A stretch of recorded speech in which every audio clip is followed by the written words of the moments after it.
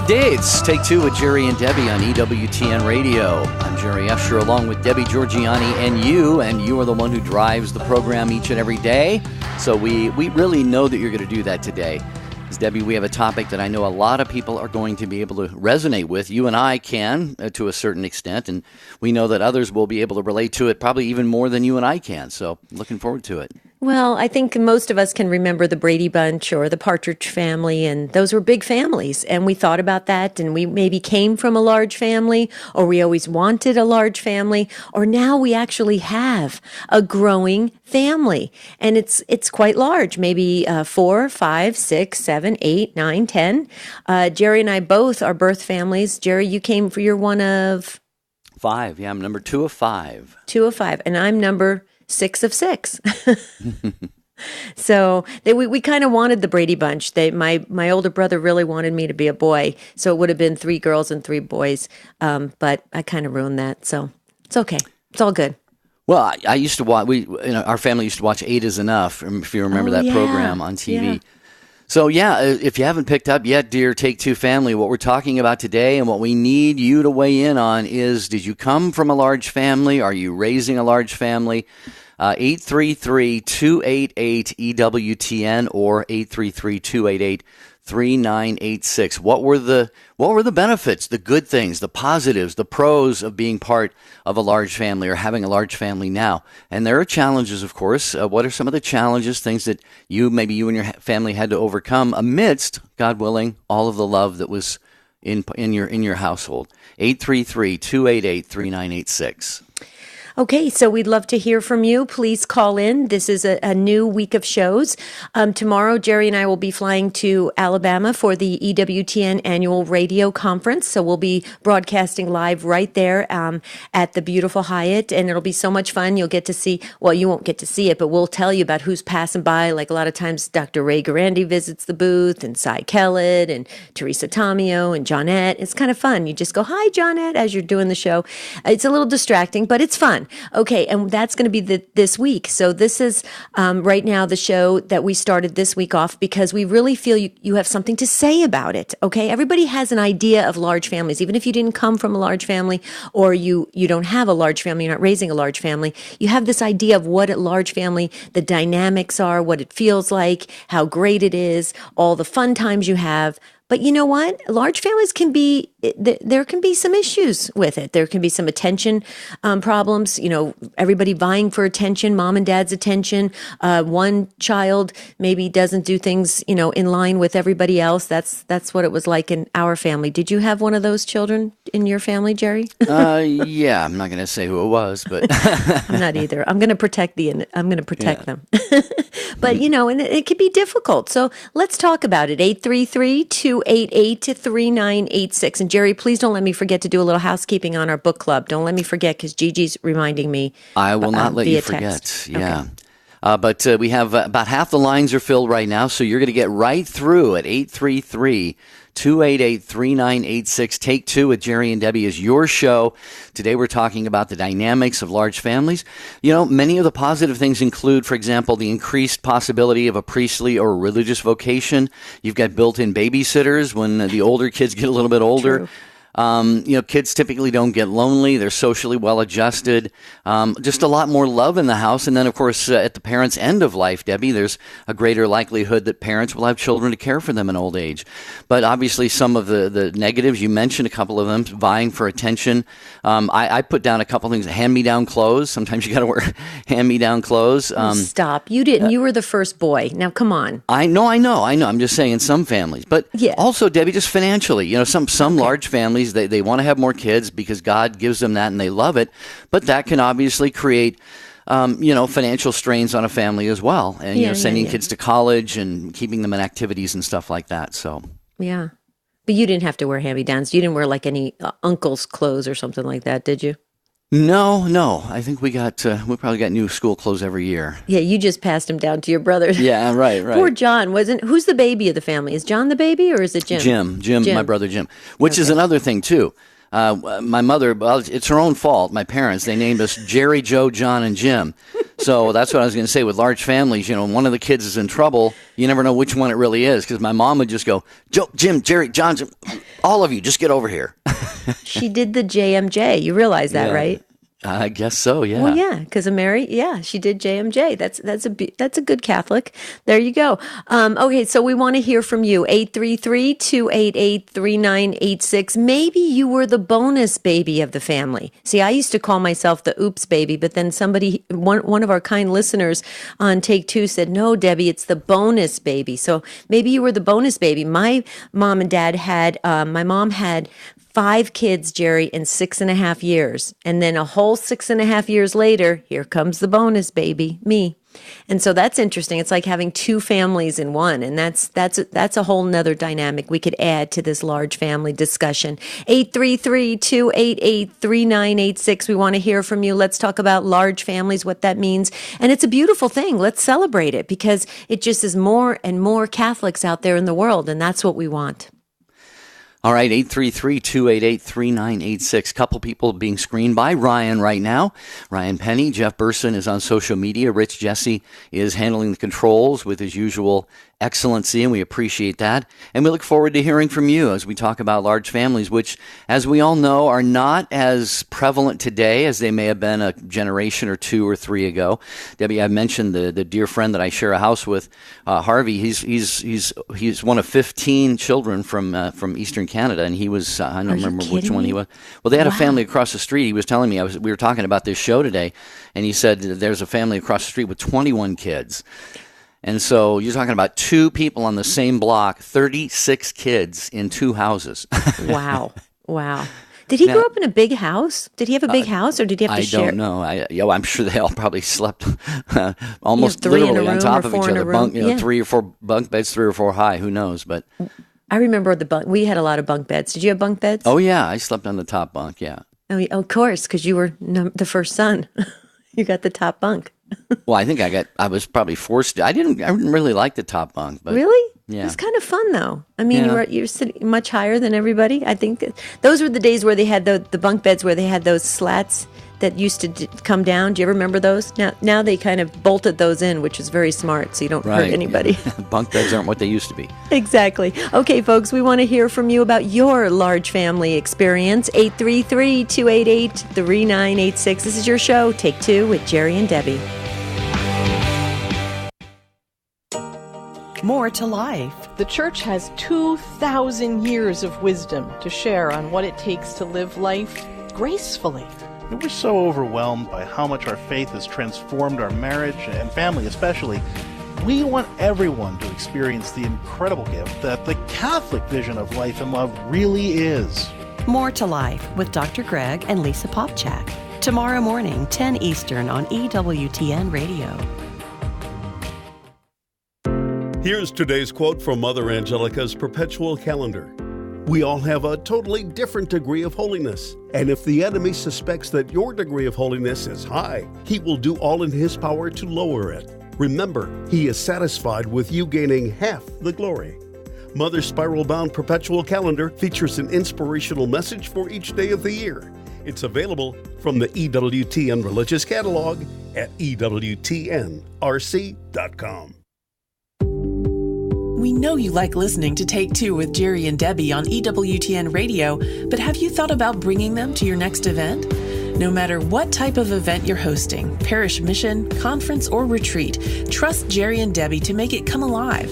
Begin the process today of taking your presentation to the next level of success. For information on booking Jerry and Debbie, visit take2show.com, click on the J&D logo.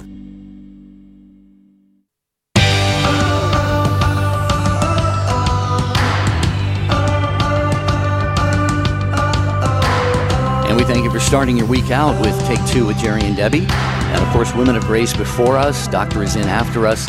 Many, many great programs here on your Catholic radio network, EWTN.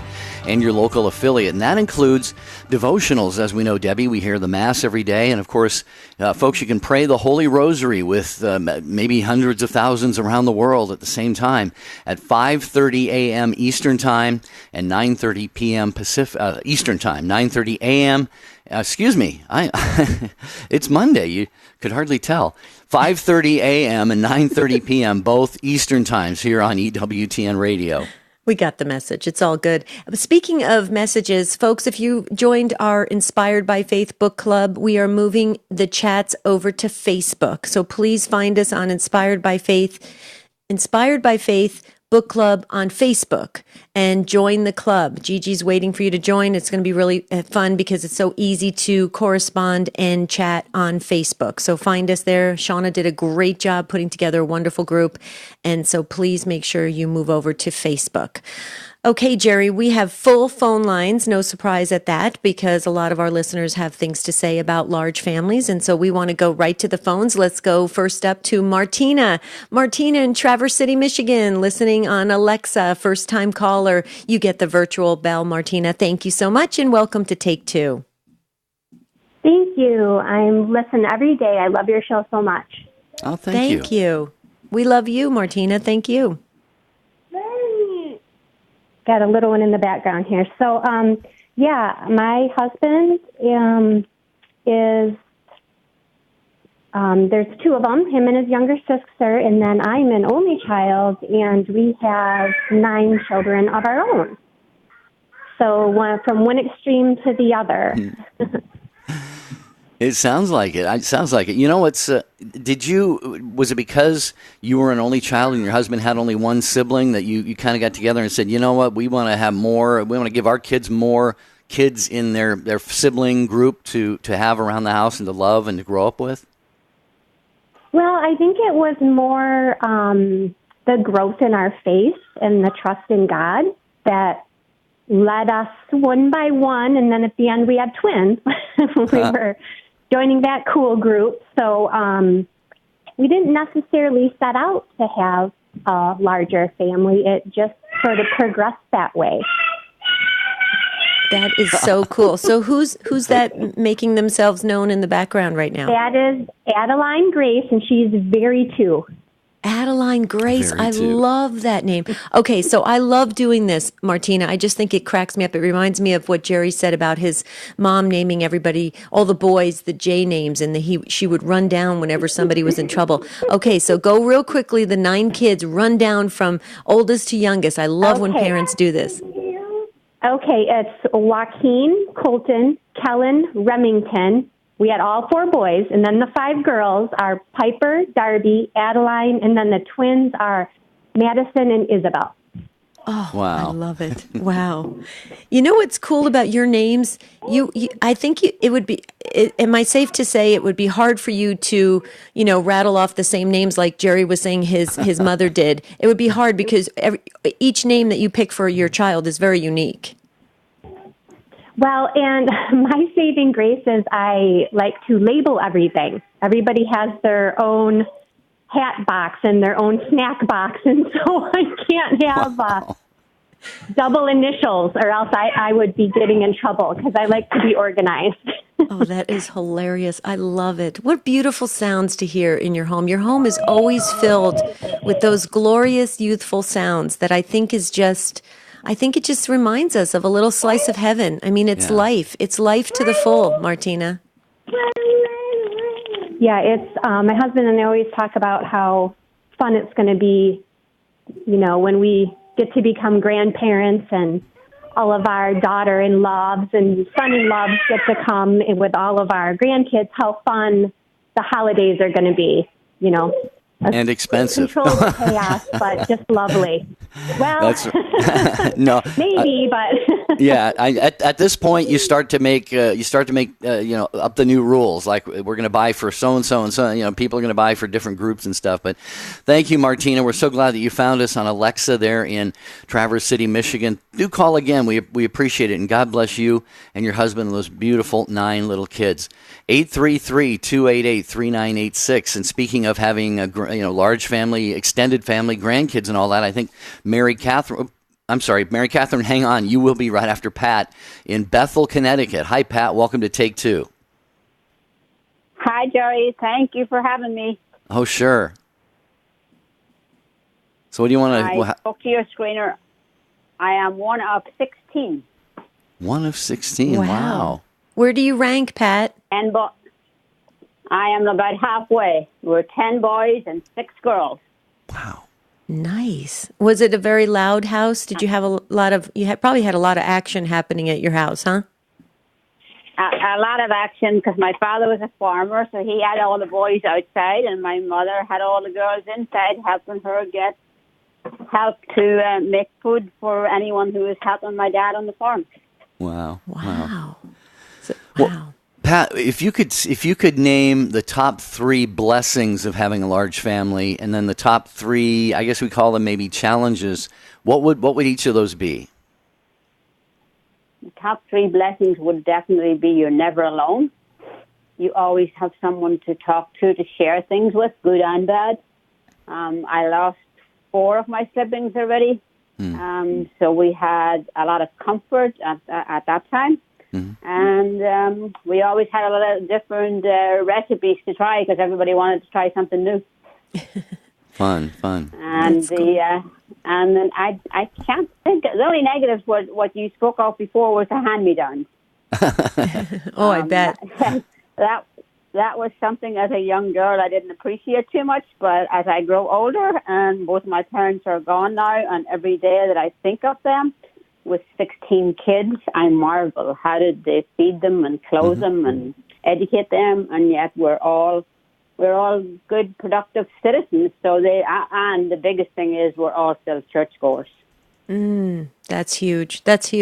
Strong faith. And that was the biggest thing. That was the strongest thing that my parents did give us was a deep, abiding faith. And we went to church every Sunday. Went to May and October devotions. We walked to church. And you couldn't say, I'm not going to church. You'd be thrown out of the house if you said that. And I really appreciate that now as I get older and I see the dwindling number of people in church.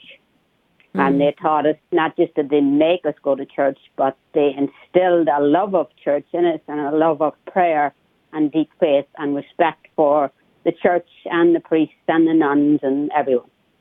That's beautiful. And have they gone on to receive their eternal rewards, Pat?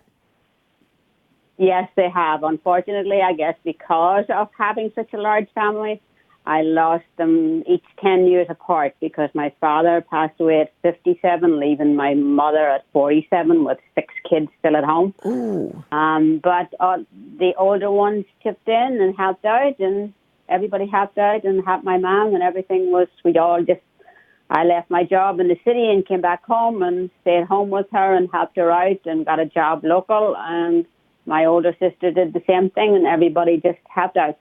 Everybody pitched in, to help Mom. Yeah, at 47, that's very young to be left with 6 kids.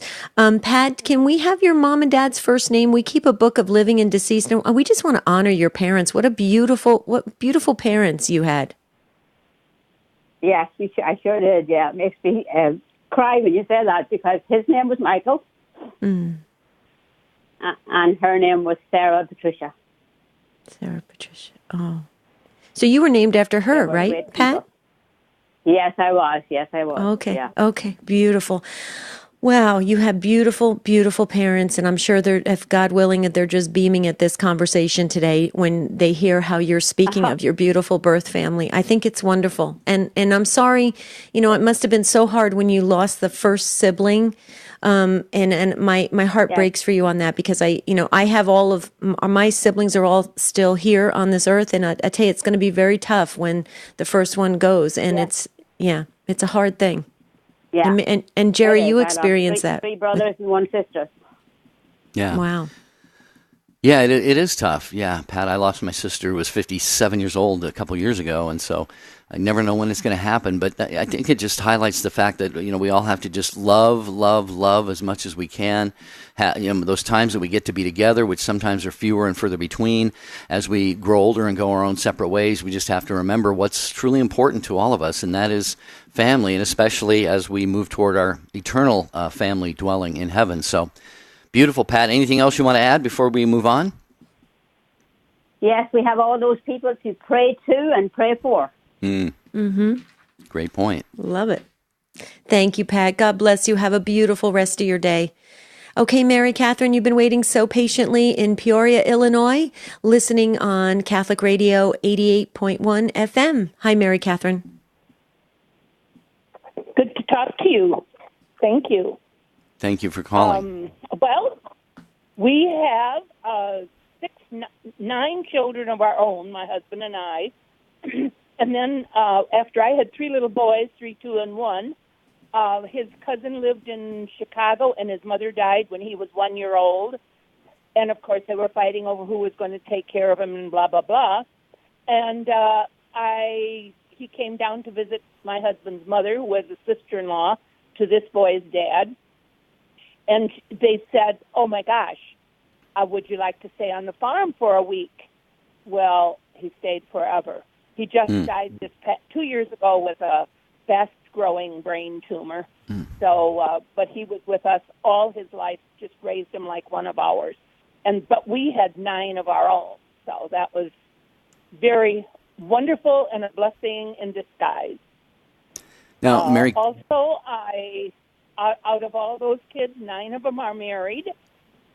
We have 29 grandchildren, and 19 of those are married, and we have 1 priest. He's been a priest for 5 years, going on 6 now, 5.5 years.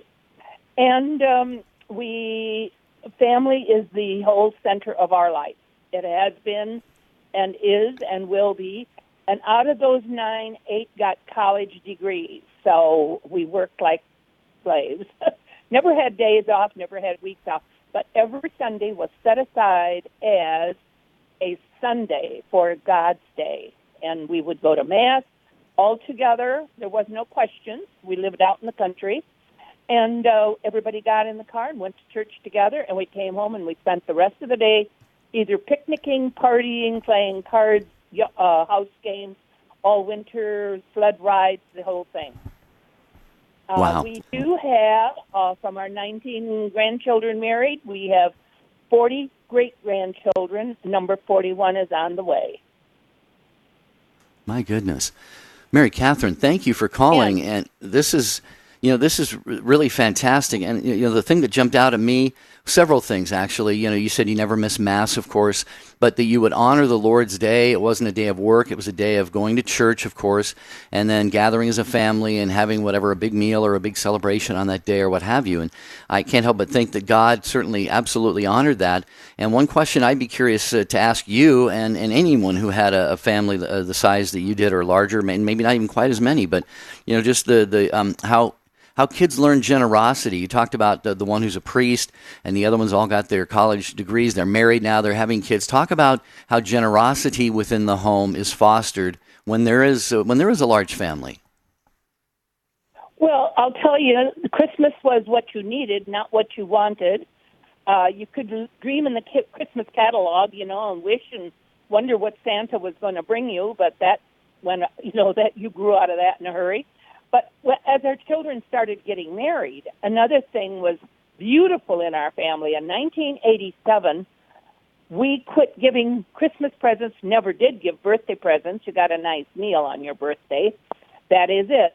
And I even had girls complain when they were opening wedding gifts and stuff, and they really hadn't ever experienced that before. Too bad. Didn't take them too long to learn that kind of thing. But we gave our money, we still do to this day for the last 35, 40 years.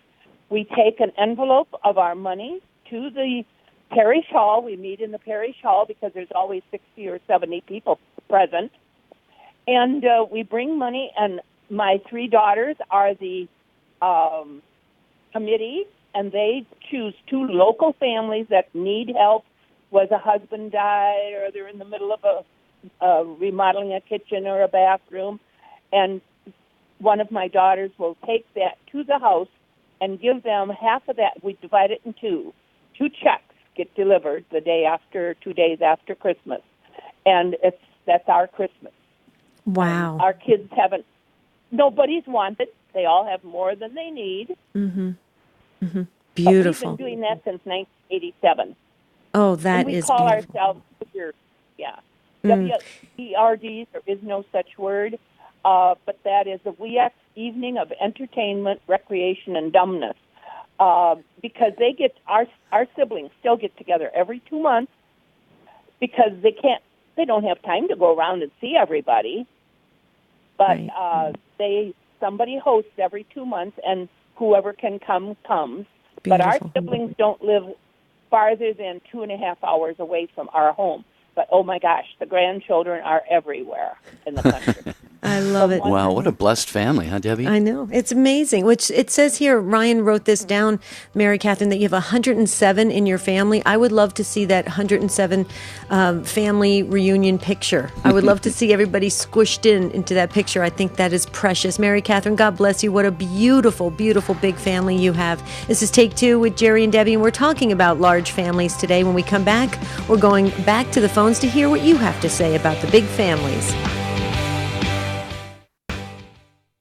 Dr. Scott Hahn. Jesus gave us the most perfect of prayers. It's always prayed by the Catholic Church after the consecration and right before communion, but always there at the climax of the Mass. The leading Catholic voices are on EWTN Radio.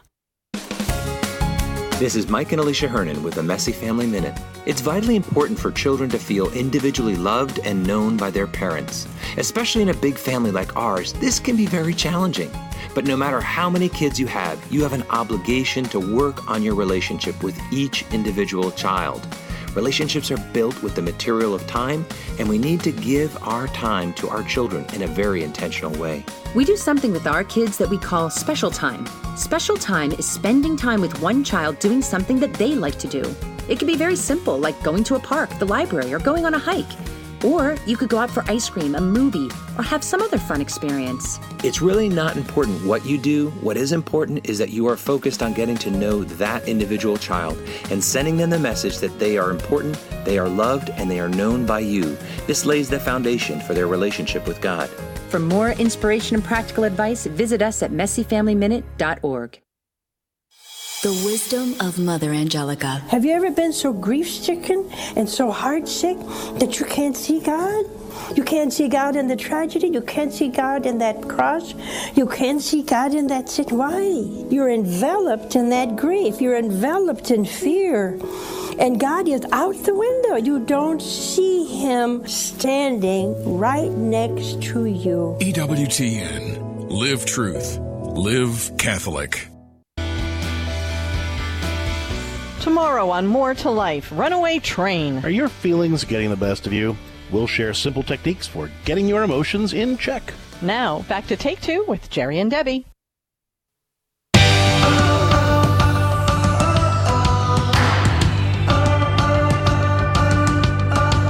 And this is your program, so we need your participation each and every day, and we are getting great takes so far today. And more to come on large families. Are you a part of a large family, or are you raising a large family? You don't even have to be either of those categories to have some thoughts on large families. Our phone number is 833-288-3986. We talked about some of the benefits of having large families, not being lonely, the kids always have somebody to play with, plenty of help around the house for things like chores, a lot more love in the house, greater likelihood that parents and other family members will have someone there to care for them. Some of the challenges could be, paying for college education, just putting food on the table, make sure the kids all get to their respective activities as best you can. So let's have a conversation about this. Join us with your experience at 833-288-3986. Okay, not to air any dirty laundry about my birth family, but come on, we're hearing all the great things about Christmases and about all the times together. Didn't you guys have any fights? Didn't you have any arguments in your family, Jerry? I mean, my brothers every hour used to on go, the hour. What are you talking My brothers about? used to go at it. My neighbors would call up and say, the boys are running across the yard, chasing each other, and they look like they're gonna kill one another. Oh. We threw rocks at each other and stuff that I think back now. I think, my goodness, we could have killed somebody. I know, it's true. I remember my oldest sister taking a golf club and trying to keep my brothers apart from wrestling, and she was using the golf club, and I thought, oh my goodness, they're going to take the golf club and just break it, and she's going to get hurt. That's also part of big families. You have a lot of personalities under one roof, and so let's talk about that. Let's hear what Francis has to say in Kansas on Sirius XM 130. A first-time caller, you get the virtual bell again today. Hi, Francis. Hi, thanks for taking my call. You're welcome. I listen all the time, but it's the first time that I've ever tried to call in. Well, it's good to have you. Well, glad you did. Well, I guess I want to join in on the large family thing.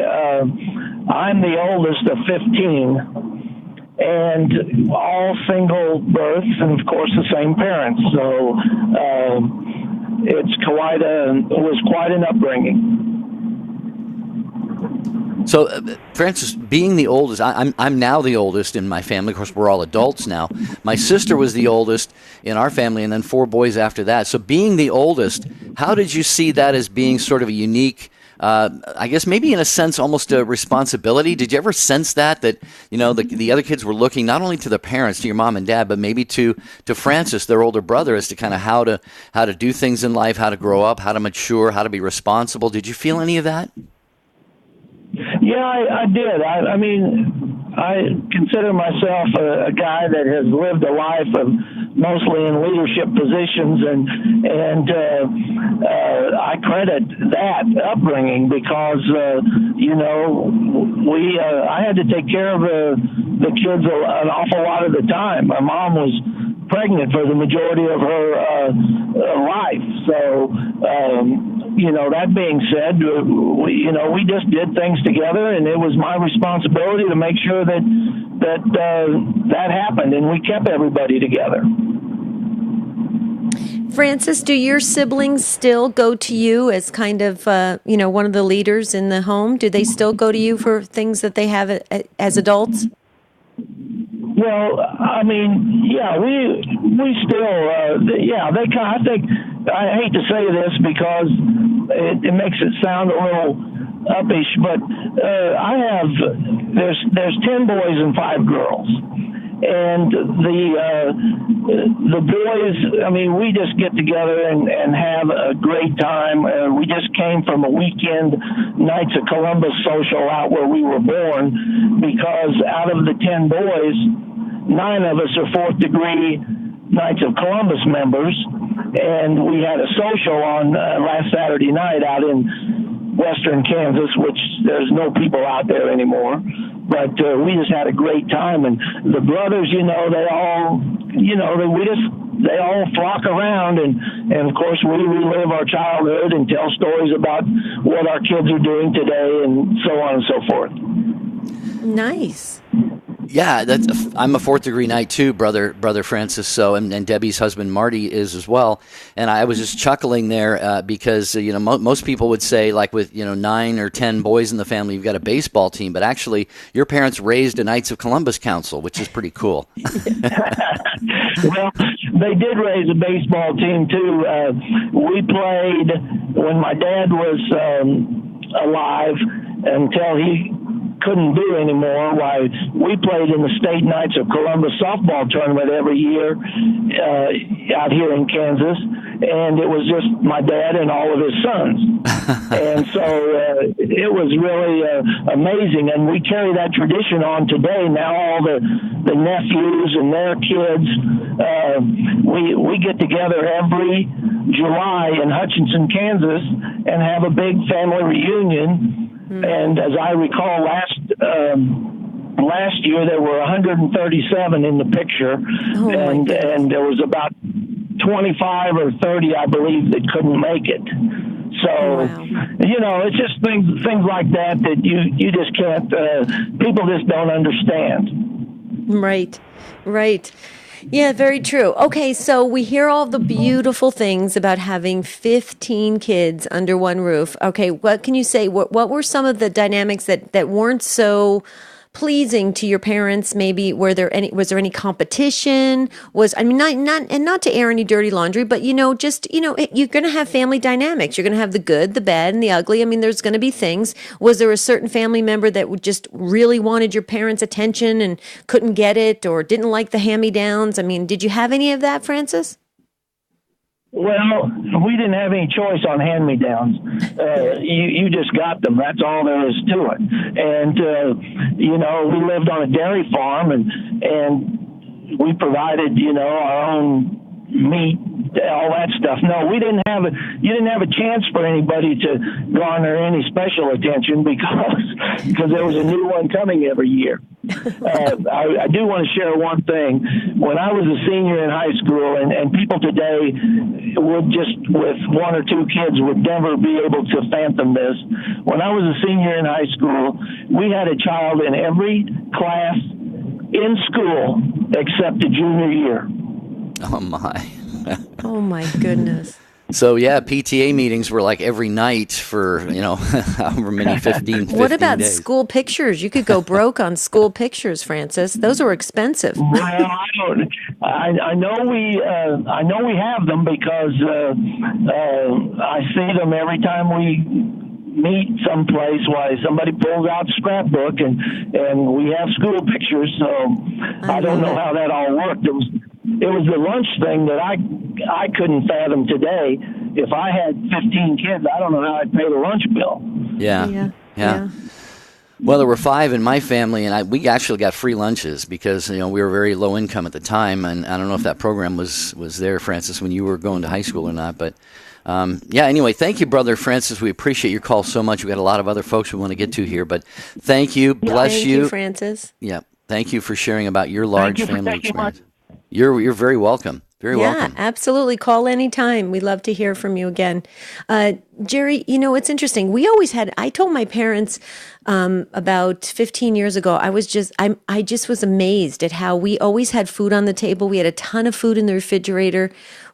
People would come over. We always had an abundance of food and things. It always seemed like, the loaves and fishes type thing. It just always seemed to multiply. And I said to my parents, I said, you guys did a great job. It was really amazing. And I agree with Francis and everybody else with large families. How did our parents do it? I don't get it. It's really incredible when you think about it. Yeah. Well, I was mentioning with a previous caller, about generosity, and not just gift giving generosity, but giving of self. And when parents give of themselves like this, God is going to look at that and see. I think He's going to have great delight. He says, be fruitful and multiply. And obviously, not everybody can have children, and I want to make sure, Debbie, that we mention right now those who maybe are unable to conceive or didn't have a large family for whatever reason.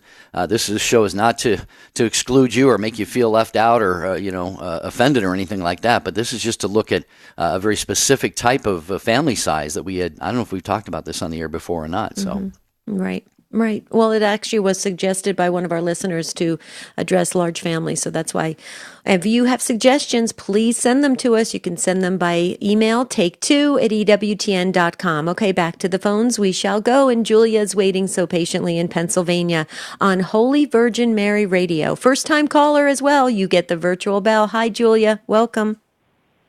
Hi there. Welcome. Welcome into my life. When you start talking about large families, I says, well, I guess I'm a large family. I'm third of 12. Wow. And the children are only like 13 years apart from each other, so they were coming every year, too. I also have 9 children and 3 pets, so I have 6 and then 15 grandchildren. So I don't know what specific question or thing that I could add, but my father and mother did bring us up into the Catholic faith, kneeling down in front of the crucifix at night and saying our prayers, and then ending with God bless, and then all the names. And when we got down to the last name, it would always be followed by "and the new baby." So we did that for years, and then after the last one came, we would still say that. And so prayer has been a big part of our lives, still is. And Dad always would say, many hands make light work, or work light. So he would tell us to get around this table that he built, which was 10 foot by 4 foot, and he would yell at one person to pick up the whole darn table. And, of course, they were afraid. They didn't know what he was getting at. And then he asked everybody, pick up the table, and it went up like a breeze. So many hands do make light work. And so in our older age, our 50s and our 60s now, and this has been going on for many years, if one of us needs some help in some way, we all get together and help. We call it me and you construction. Or it could be me and you or you and me, but we always get together, and there's enough skills out of everybody to get anything that we want to have done. So that's what I have to add. Absolutely beautiful, Julia. Thank you for calling in. What did you say? You and me moving, or something? Is that what you said? How did you say that, Julia? Me and you construction, or you and me construction. Yeah, me and you However construction. However you wanted to say. Well, what a great teaching tool, though, by your father, because it sort of presents people with this dilemma. Because he would say to one of the children, "You pick that table up," and the child would kind of go like, "What do you mean? I can't." And also, it really just makes them completely aware of the impossibility of doing something by himself or herself. And then when your dad says, "Okay, let's everybody pick this up together," they all go, "Wow!" And that's like you said, it stayed with you your whole life. And I can just see you now. Whenever one of you has some kind of a chore you need some help with, you just send out a mass text or social media. "Hey, I've got a table to move, everybody. I've got a table to pick up. I need some help." And it's been either on construction things or bringing wood to heat different people's homes. For one person in their 60s, it's kind of hard to bring in all the wood you need by yourself for the winter, especially when you work as a highway construction worker. After you're out on the road all those hours in a day, it's very hard to make up the time to do it. So when we call for a big work party or something like that, everybody comes in and brings whatever we need to get the job done, and then someone will cook a big meal. And then everybody hangs out. And we can't seem to get enough of each other's time, that our dates are not just a couple of hours, but they linger on and on. So it's really a blessing. Well, there's a lot of love. You have a lot of love. Are your parents still with us, Julia? My father passed 23 years ago, and my mother is still here, 87 years old. And we listen to your program all the time. So it's really been a blessing. I just want to, God's family is not just one person, even though God came and died for, He would have done it for just one of us. But we're meant to be a family, and having a family, no matter what size, is an extension of God's love towards us. And so we get to experience that in a family. And the Catholic Church really does show that in so many different ways, because it's universal around the world. Right. So the family is also universal around the world, and our last stronghold, if you want to call it that. So that's what I had to share, and thanks for letting me share that. Well, before we let you go, Julia, we agree with you, and that's why we at the very beginning of Take Two, over 4 years ago, we decided to call it the Take Two family, because we wanted to constantly express that and get everybody to understand that we are a family. So we totally agree with the whole concept. But Julia, your 87-year-old or year young mom, what's her first name and your dad's name? Can we put them in the book? You sure can. Her name is Carol, and his name is Angelo. Angelo, I love it. Okay, so please tell Mom Carol she did a wonderful job. How beautiful is that? I mean, you can just always... I'll tell her today. Okay.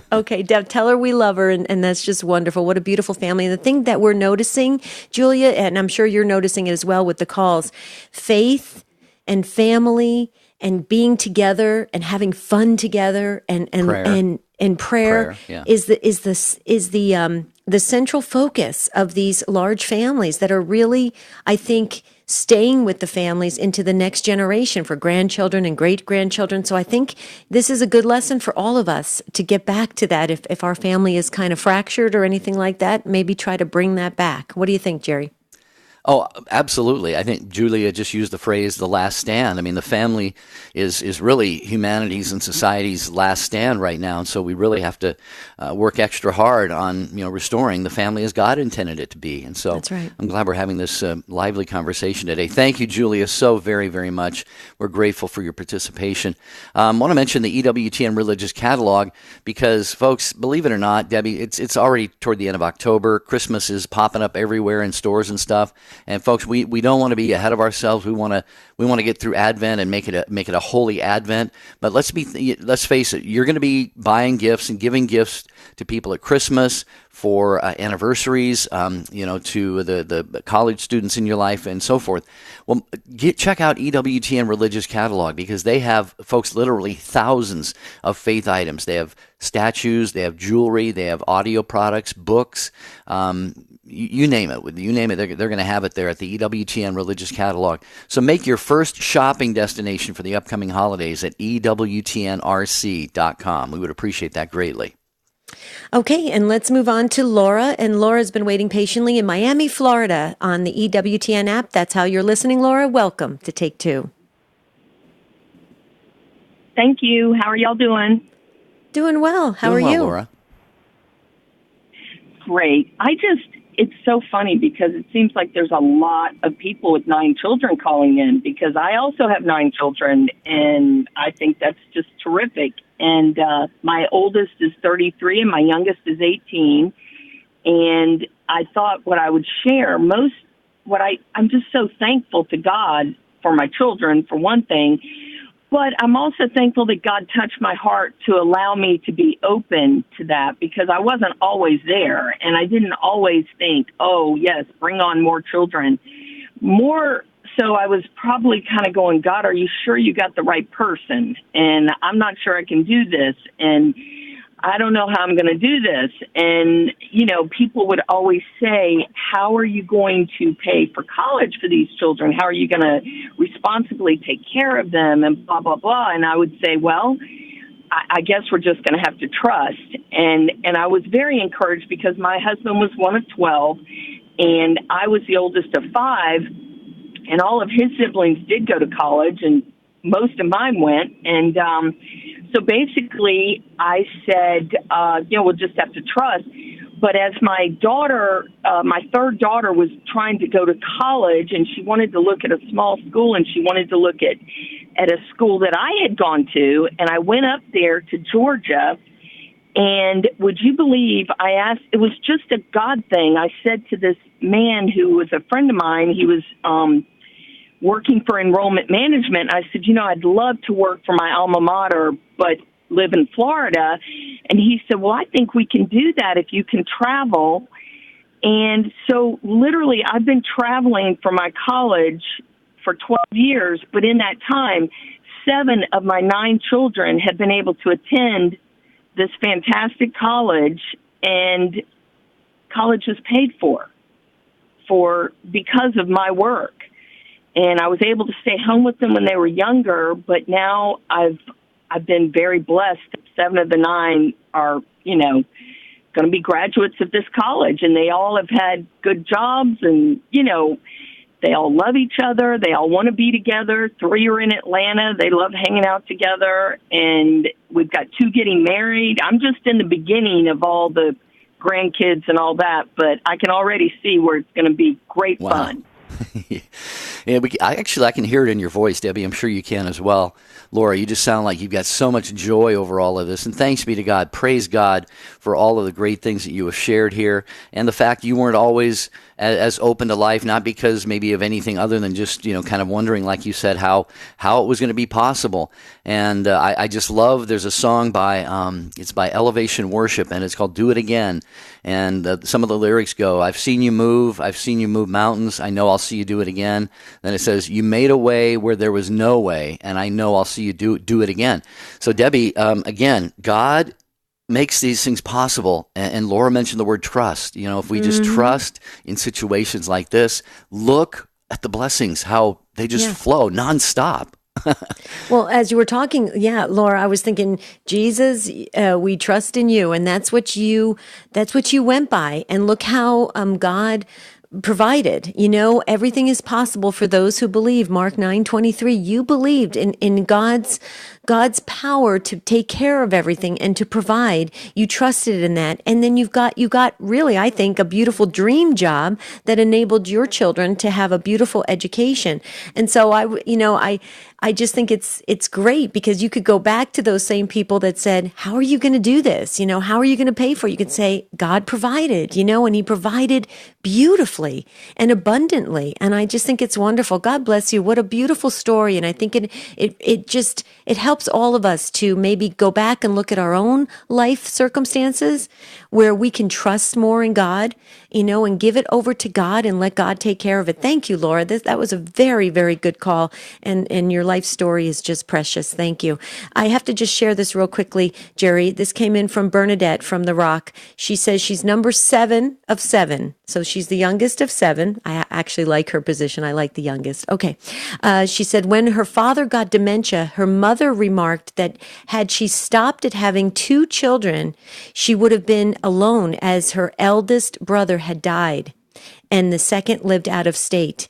So the other 5 of them were able to be there to help their mom and their dad and to go to doctor's appointments, lawn mowing errands and stuff like that. So see, it's very interesting. I think when troubles hit, parents do think about that and say, wow, I'm sure glad I was open to life and these children are here because now they can really help. Same thing in my situation, Jerry. I'm the primary caregiver for my mom and I'm the youngest of 6. And so a lot of people thought, why are you having a 6th child? Aren't you done yet? And she said, this baby's coming for a reason. Well, I guess I came for a reason. So it's interesting. Big family dynamics are very interesting, Jerry. Yeah. Well, we're about 2 minutes away from the closing music here, so I don't know if we dare try and I hate cutting people off. So Eileen and Janet, please forgive us. We are just up against the clock here and would love to hear your big family stories. But please email us at take2@ewtn.com if you get a chance to do that. We'd love to hear about that.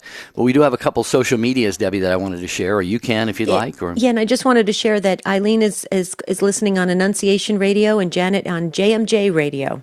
Just want to make sure we mention the radio stations. So go right ahead. Social media. Well, yeah, actually, Dee had an unfortunate experience. She says, I was married to a man who had a big family, and it made our marriage suffer due to the fact that my husband could never do anything without getting approval for everything from the family.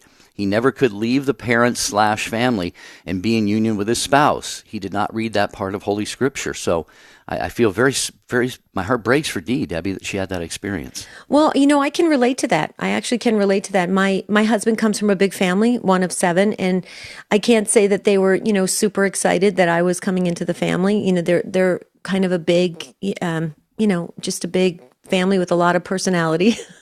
That's a nice way of saying it. So they weren't overly accepting, and that can be rough. That can be tough on a marriage. I agree. So it's, you have to know when to be independent of the birth family and when to be part of that, sibling group. Right, Jerry? Yeah. Yes, indeed. Lulu, who was also watching on YouTube, said, I have 3 sisters and 1 brother, but I always felt like one was missing. My mother later said that she had a miscarriage. So interesting that Lulu kind of just had that sense, Debbie, that one of her siblings did not survive. And Dave on YouTube says, I come from a family of 5 siblings. I'm the youngest and accused of being spoiled. We need to talk about that, Debbie. I guess things came easier for me than my older siblings. Mom and Dad both worked and sent us all to college. So thank you, Dave. And Michael says, my parents had 5 boys. Dad used to say he was raising a basketball team. Wow. I was accused of that as well, but I worked really hard. I'm kind of the youngest, but also like a firstborn because there's a big space. Okay, tomorrow we're going to have a beautiful show planned for you about, isn't it the Fear of Happiness? That's a great show. What a great show. You don't want to miss that show. That's tomorrow. We'll be flying to Birmingham, Alabama for the EWTN radio conference. We'll be broadcasting live right from the booth at the Hyatt Regency. It's just going to be phenomenal. So until then, folks, we just love you so very much, the Take Two family. We'll talk to you real soon. Take care and God bless.